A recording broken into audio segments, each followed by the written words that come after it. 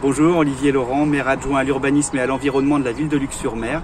Je vais vous présenter dans plusieurs vidéos le projet d'aménagement et de renaturation du vallon de la Capricieuse.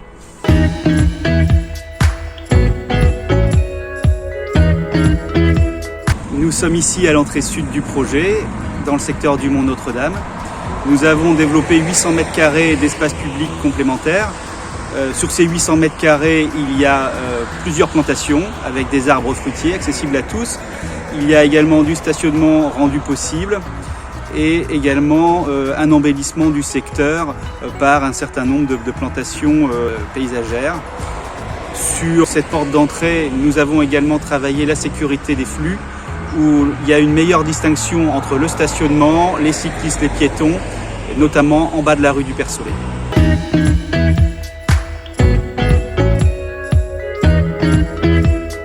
Nous sommes ici devant l'ancien front de taille de la commune et ce front de taille que vous pouvez voir ici a été prolongé par la création d'un mur de soutènement en bloc de pierre calcaire.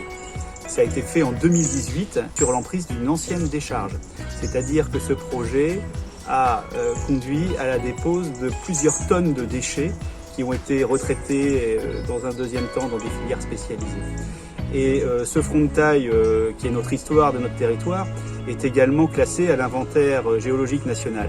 Donc il était tout à fait intéressant dans le projet de poursuivre la dimension calcaire dans les pierres et les blocs à apporter pour la dépollution du site.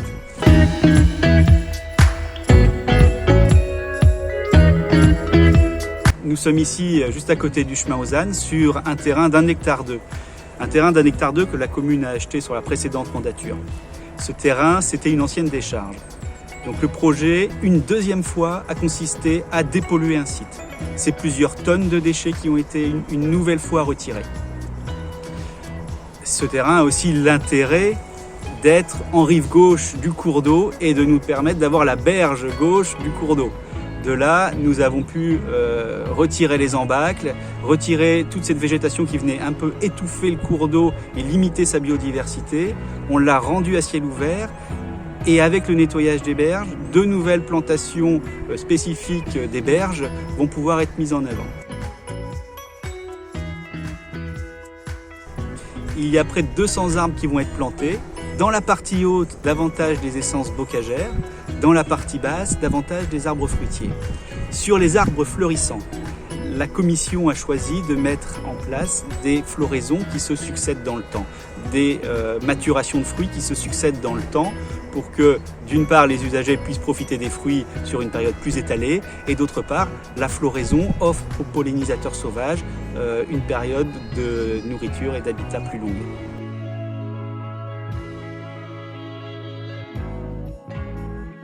Nous avons utilisé la pente du terrain pour créer plusieurs mares. Ces mares vont pouvoir avoir des fonds mouillants au sein desquels des végétations de zones humides vont se développer. Il y a déjà en phase chantier un certain nombre de limicoles qui sont revenus s'installer dans ces fonds mouillants. Vous pouvez les voir dès à présent en vous promenant. Sur ce terrain, des entrelacs de chemin vont offrir aux usagers de nouvelles promenades. On pourra s'y rendre en traversant un ou deux ponts et se promener à travers les plantations. Nous allons aussi accompagner les cheminements d'agrès sportifs. Dans la continuité du projet de dépollution, la commune a choisi d'installer sur cette parcelle et sur celle des petites buttes des agrès sportifs qui sont en plastique imitation bois recyclé.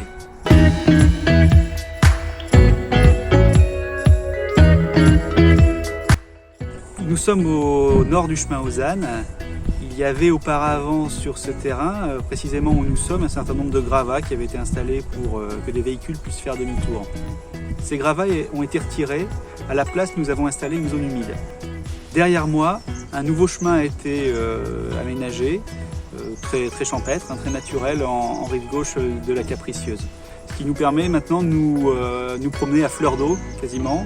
Ça nous permet aussi de découvrir des moutons juste derrière moi qui sont là pour entretenir naturellement le terrain et d'avoir le plaisir aussi au printemps d'avoir les naissances et les agnelages.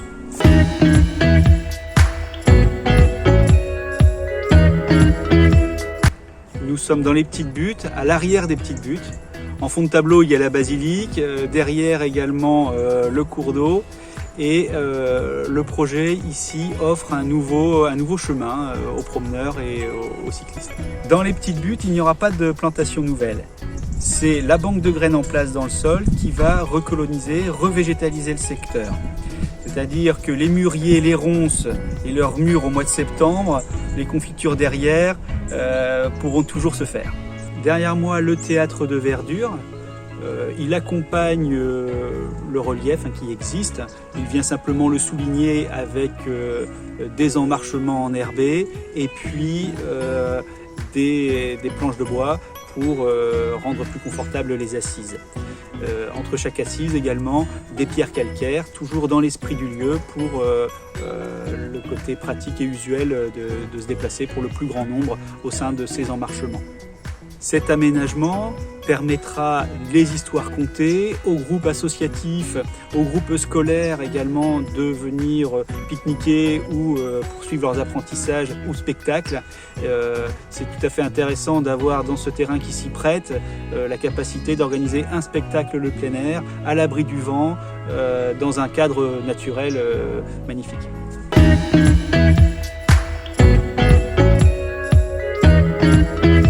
Nous sommes sur le tracé d'une voie verte départementale qui court sur plus de 2 km entre la Délivrande et la mer.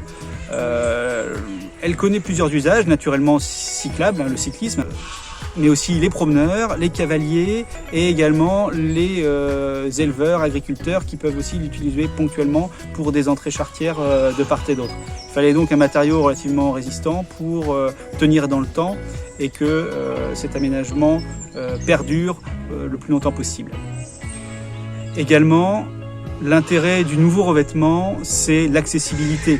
C'est-à-dire qu'on est dans un espace de nature, de part et d'autre très important, mais qui sera ouvert au plus grand nombre, aux personnes à mobilité réduite, les fauteuils roulants ou les poussettes.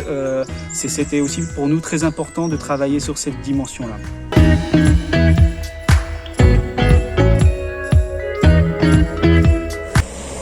La voie verte croise ici la rue Maximilien Pichon, la rue de la Fontaine, une route départementale. Ce carrefour est repensé pour que la traversée des promeneurs, des cyclistes soit mieux identifiée et facilitée.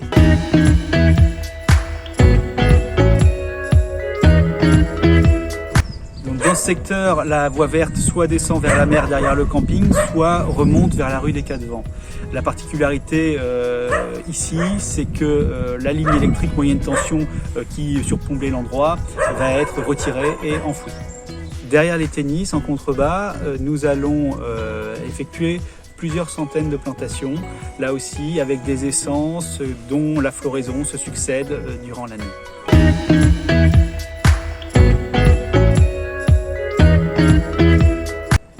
Dans le secteur du Petit Marais, derrière le camping, la voie douce se poursuit dans sa largeur plus confortable de 3 mètres et plus accessible dans le revêtement. Et sur la partie plus naturelle qui se déroule le long du chemin, une dépression qui est faite pour remettre au plus possible la capricieuse à ciel ouvert. C'est un secteur de zone humide. Les plantes et la biodiversité sont riches parce que une zone humide avec un milieu particulier, parce que aussi des remontées d'eau saumâtre qui viennent de la mer qui est toute proche, notamment à l'aval du Petit Marais. Le principe hydraulique aussi, c'est lorsque l'eau monte en charge, que ce soit par la marée, par l'émissaire bouché par le sable ou par le niveau de la nappe phréatique, que ces eaux aillent davantage inonder le marais, ce qui est sa fonction première, que naturellement le camping qui est de l'autre côté du chemin. En plus de ces aménagements et du déroulé de la voie verte, la clôture qui était le long et très proche du parcours a été retirée.